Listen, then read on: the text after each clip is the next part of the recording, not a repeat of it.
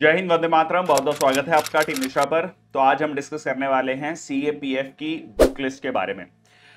मैं कोई पीपीटी लेकर नहीं आया हूं। आई रियली वांट कि आप जो भी इस वीडियो को सुन रहा होगा, शॉर्ट वीडियो है, वो साथ साथ में लिखता जाए, क्योंकि बहुत बार क्या होता है कि बहुत सारी चीजें आपके पास अवेलेबल हैं बुक लिस्ट के नाम पर जनरली हम उसको एक पीडीएफ के रूप में सेव करके रख लेते हैं। इट इज़ वेरी इंपॉर्टेंट कि आप इन चीज़ों को लिखें।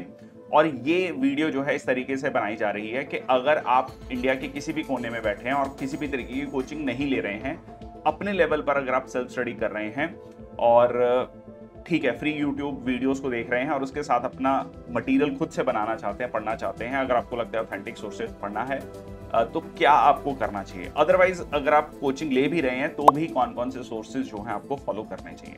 चलिए शुरुआत करते हैं सेशन की। तो सबसे पहले मैं बात करूंगा ज्योग्राफी की। देखिए, ज्योग्राफी के लिए 11th और 12th क्लास की एनसीईआरटी, 4 एनसीईआरटीज हैं। 11th क्लास में अगर आप देखेंगे तो फिजिकल ज्योग्राफी के बारे में है, जनरल फिजिकल ज्योग्राफी है और इंडिया फिजिकल ज्योग्राफी है।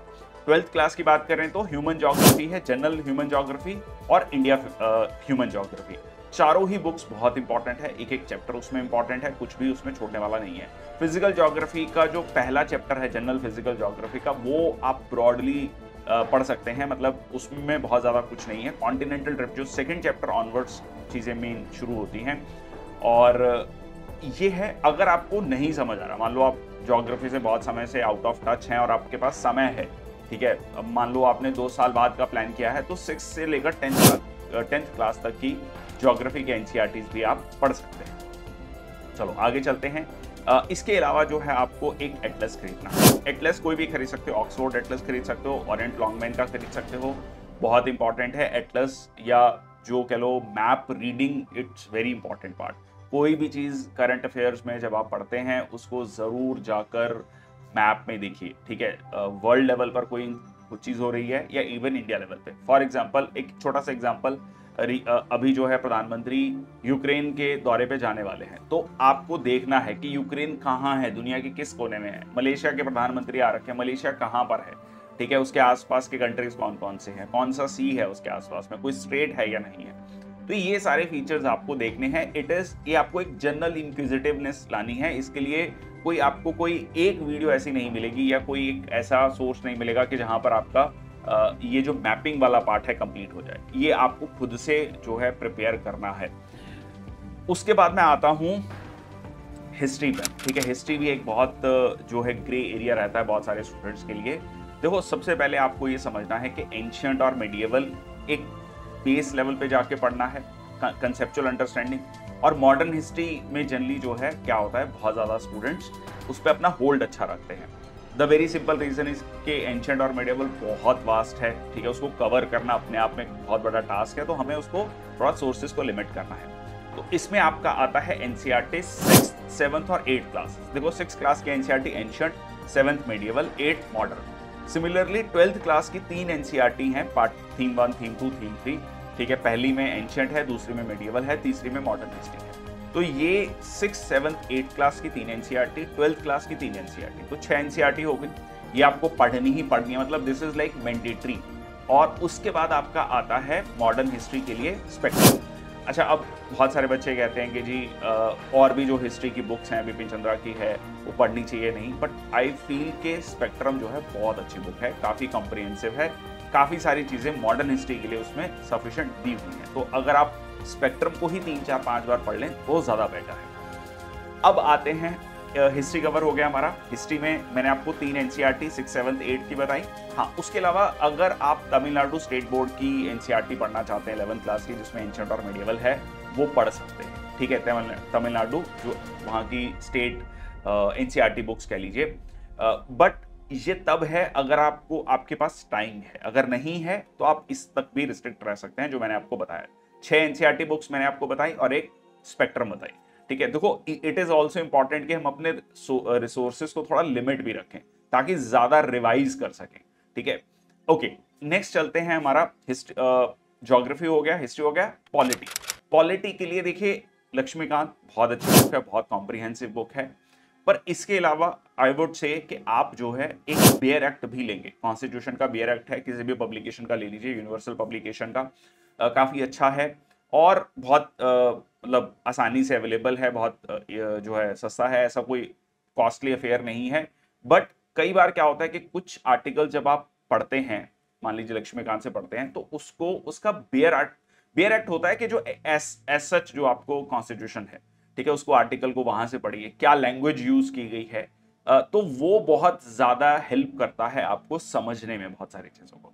ठीक है, तो वो भी जरूर है कि उसको भी साथ साथ में रेफर करते चलिए। इसके अलावा जो एक बुक है एनसीईआरटी की, डेमोक्रेसी एट वर्क, ठीक है, 11th क्लास की एनसीईआरटी है, 11th या 12th क्लास की एनसीईआरटी है, डेमोक्रेसी एट वर्क। अब ये जो बुक है, क्या होता है कि बहुत सारे बच्चे जो जिनका लीगल बैकग्राउंड नहीं है, या जिन्होंने 10th क्लास तक पढ़ा था, ठीक है, सिविक्स, और उसके बाद जो है इंजीनियरिंग किया है, साइंस के स्टूडेंट है, तो उनके लिए बहुत बेसिक टर्म्स भी मुश्किल हो जाते हैं, एग्जीक्यूटिव, लेजिस्लेचर, जुडिशरी। तो ये जो बुक है कॉन्स्टिट्यूशन एट वर्क जो है, वो बहुत अच्छी बुक है। डेमोक्रेसी एट वर्क मतलब पुरानी बुक देखेंगे तो कई जगह कॉन्स्टिट्यूशन एट वर्क लिखा हुआ है, कई जगह डेमोक्रेसी एट वर्क लिखा हुआ है। ठीक है, तो एनसीईआरटी आपको फ्री में अवेलेबल है, आप जाइए उसको डाउनलोड कीजिए, अदरवाइज हार्ड कॉपी मंगवाइए, उसको जरूर पढ़िए। ठीक है, उससे आपकी एक कंसेप्चुअल अंडरस्टैंडिंग जो है, कॉन्स्टिट्यूशन क्यों बना, कैसे बना, क्या प्रोसेस है, वो आपको काफी हेल्प करेगा। ठीक है, आखिरी में मैं इसी से रिलेटेड 2 और बुक्स भी बताऊंगा जो खासकर पेपर 2 के लिए काफी हेल्पफुल है। ठीक है, वो मैं क्योंकि पॉलिटी से रिलेटेड है, यहीं पर मैं उसको डिस्कस कर लेता हूं। एक है आपका इंडिया सिंस इंडिपेंडेंस, ठीक है, इंडिया आफ्टर इंडिपेंडेंस, जो आप नॉट जो एनसीईआरटी है, 2 बुक्स एनसीईआरटी के, एक कंटेम्प्रेरी वर्ल्ड पॉलिटिक्स, एक कंटेम्प्रेरी इंडियन पॉलिटिक्स या इंडियन पॉलिटिक्स सिंस इंडिपेंडेंस। अब देखो दोनों बुक्स ना, जो इंडियन पॉलिटिक्स सिंस इंडिपेंडेंस है, वो आपको हेल्प करती है अगेन आपके जो कॉन्स्टिट्यूशन या पॉलिटी वाला पार्ट को समझने के लिए। बहुत सारी चीजें जो है स्टोरी फॉर्म में दिया हुआ है, बहुत इजी रीड है, उसको एक बार पढ़ लीजिए। जो कंटेम्प्रेरी वर्ल्ड पॉलिटिक्स है वो आपको पेपर 2 के लिए बहुत हेल्पफुल है। ठीक है, सिक्योरिटी क्या होता है, सिक्योरिटी के अलग अलग एस्पेक्ट्स क्या हैं, कैपिटलिज्म क्या है, बहुत सारे जो सब्जेक्ट्स जो आपका पेपर 2 का मटेरियल है वो आपको एज सच वहां से मिलेगा। ठीक है, तो ये 2 एनसीईआरटीज बहुत अच्छी हैं और मस्ट रीड जो एनसीईआरटीज हैं, ये आपकी ओवरऑल अंडरस्टैंडिंग को अच्छा करेगा, आपके आंसर राइटिंग को अच्छा करेगा, और पेपर 1 में भी आपको वो हेल्प करने वाला है। इसके बाद आपका हो गया, हमने ज्योग्राफी, पॉलिटी और हिस्ट्री कवर कर लिया है। देन चलते हैं हमारा इकोनॉमी के लिए। तो इकोनॉमी के लिए 12th क्लास की 2 एनसीईआरटीज हैं, मैक्रो और माइक्रो इकोनॉमिक्स। अब देखो मैक्रो और माइक्रो इकोनॉमिक्स थोड़ा सा टफ है। इसमें आपको ये ध्यान रखना है कि बहुत ज्यादा जो टेबल्स हैं उन पे ध्यान नहीं देना, जो स्टैटिस्टिक्स वाला पार्ट है उस पर ध्यान नहीं देना, कंसेप्ट पे ध्यान देना है। कंसेप्ट पे आकर सीधा सीधा क्वेश्चन पूछता है, तो इसके लिए आप थोड़ा सा एआई की भी हेल्प ले सकते हैं। मान लो कोई कंसेप्ट आपको नहीं समझ आता है, सीधा सीधा एआई की हेल्प लीजिए। देखो चैट जीपीटी या गूगल जेमिनी की जब आप हेल्प लेते हैं, एक चीज ध्यान रखिएगा, मेरा पर्सनल एक्सपीरियंस ये कहता है कि उसमें फैक्ट्स बहुत ज्यादा आपको गलत मिलते हैं, खासकर जैसे इंडियन हिस्ट्री से रिलेटेड आप फैक्ट्स को देखेंगे वो आपको गलत मिलेंगे। तो ऐसा नहीं है कि उसको बिल्कुल एज सच रिलाई करना है उस पर, बट हाँ ये जो इकोनॉमी के जो स्टैंडर्ड कंसेप्ट हैं, ठीक है, जिसमें मतलब बहुत सालों से चले आ रहे हैं, जिसमें कोई इफ एंड बट नहीं है, वो आपको सीधा सीधा बहुत अच्छे से वहां पर मिल जाएंगे। तो ये मैं तब बोल रहा हूँ कि अगर मान लो आप घर पे पढ़ाई कर रहे हैं, किसी की हेल्प नहीं ले रहे हैं और आप बिल्कुल अपने लेवल पे इसको पढ़ाई कर रहे हैं, तो अगर आपको कोई कंसेप्ट नहीं समझ आ रहा तो you can take that help also. ठीक है, तो उसमें आपको थोड़ा सा और क्लैरिटी मिल जाएगी, जैसे जैसे आप उसको प्रॉम्प्ट देंगे उसके अकॉर्डिंगली वो आपको बता देगा। एक और बुक जो है यहाँ पर मैं सजेस्ट करना चाहता हूँ, 2 मैंने बुक्स एनसीईआरटी की सजेस्ट करी। एक बुक जो एक बुक है Indian economy bye Sanjeev Verma.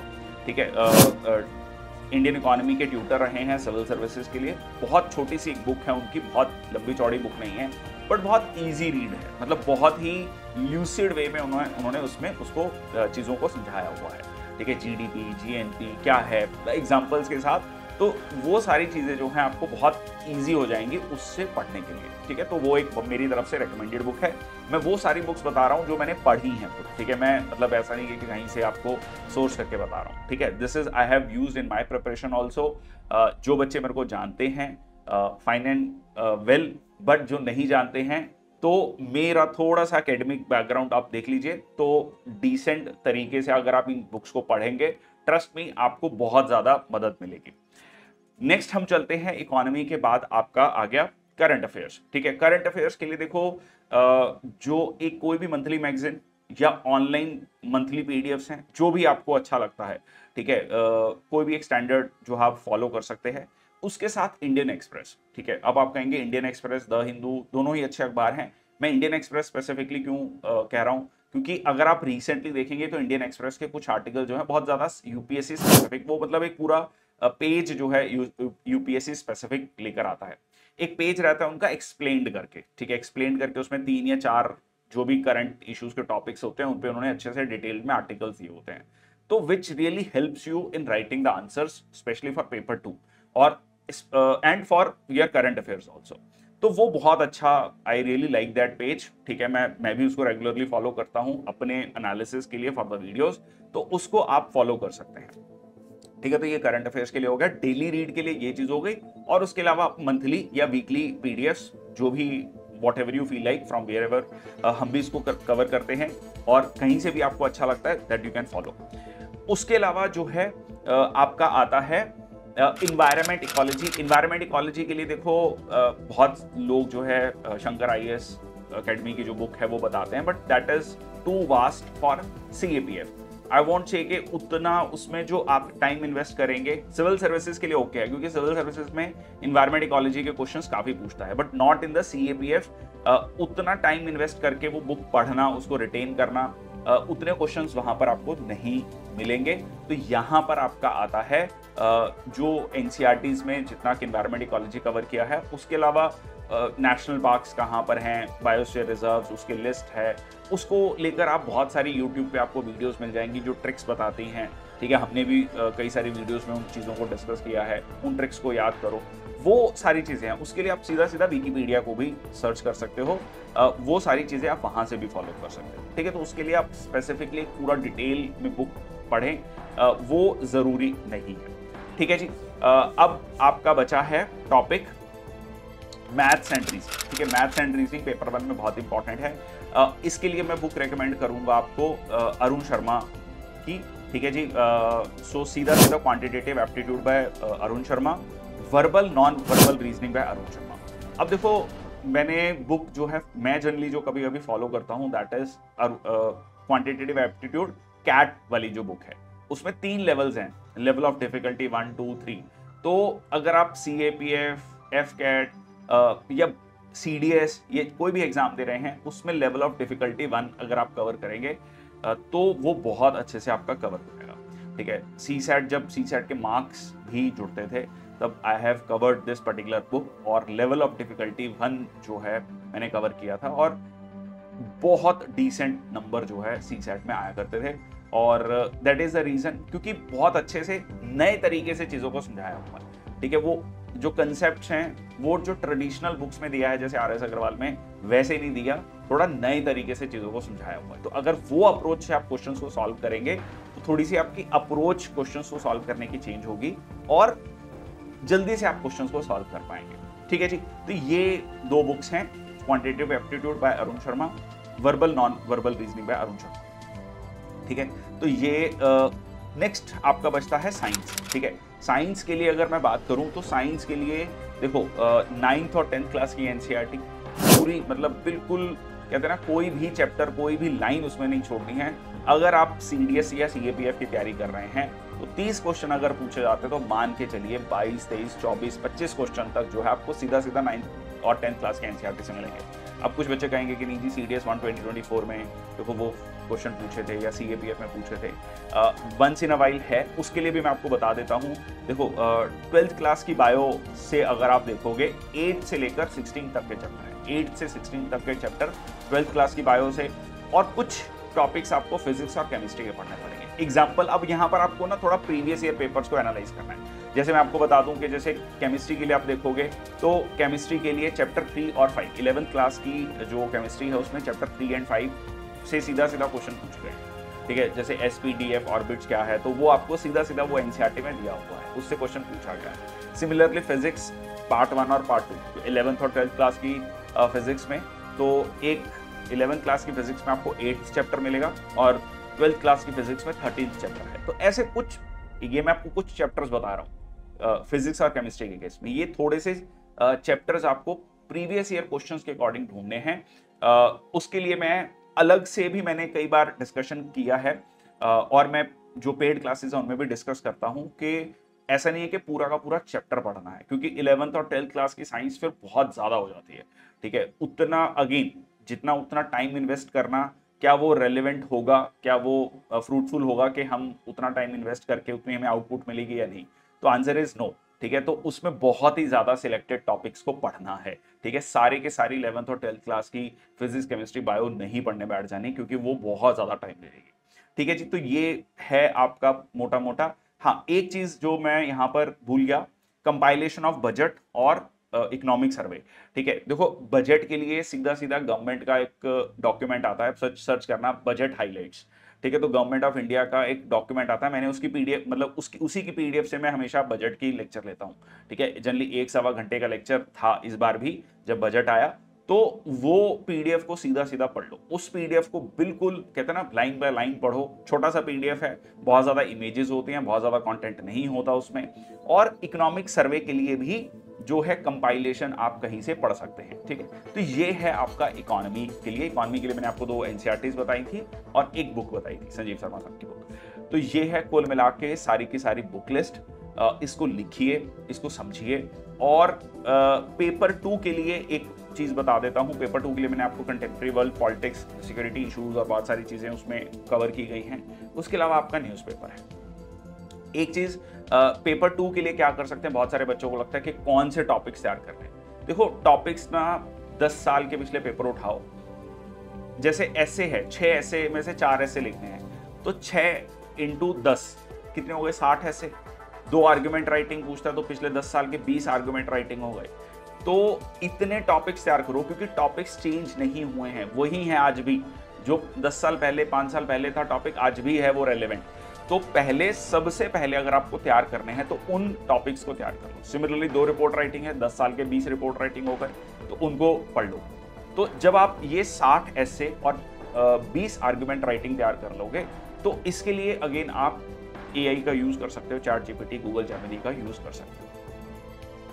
सो ये था मेरी तरफ से पूरी की पूरी जो है पूरी की पूरी एक बुक लिस्ट। और एक चीज और बताना चाहता हूं कि पेपर 2 के लिए जो है आप आंसर राइटिंग शुरू करें। ऑल्टरनेट डेज पे एक ऐसे लिखें। ठीक है, एक ऐसे या आर्गुमेंट राइटिंग लिखें तो महीने के हो गए 15। तो ये आप मान के चलिए 2 से 3 महीने आपको करना है। 3 महीने बाद आपको ये जो अपनी फ्रीक्वेंसी है ये कैसे लेके जानी है, रोज की एक आंसर राइटिंग की, कुछ भी किसी भी टॉपिक पे समरी लिखिए। और जब आपके एग्जाम के 2 महीने रह जाएं, तब आपका ये फ्रीक्वेंसी एक दिन में 2 आंसर्स की हो जानी चाहिए। ठीक है, तो इनिशियली 2 दिन में एक आंसर, फिर 1 दिन में एक आंसर, फिर 1 दिन में 2 आंसर्स। ठीक है, तो this is how you gradually reach. अगले साल अगस्त में पेपर होगा, अगस्त के फर्स्ट वीक में पेपर होता है। तो ये पूरा का पूरा प्लान, अभी हम अगस्त में हैं, तो ये अगले 1 साल का प्लान आपका है। और ये जितनी भी मैंने आपको बुक लिस्ट और जितना भी मटेरियल बताया है, ये बहुत फेयरली आप आराम से 1 साल में कवर कर सकते हैं।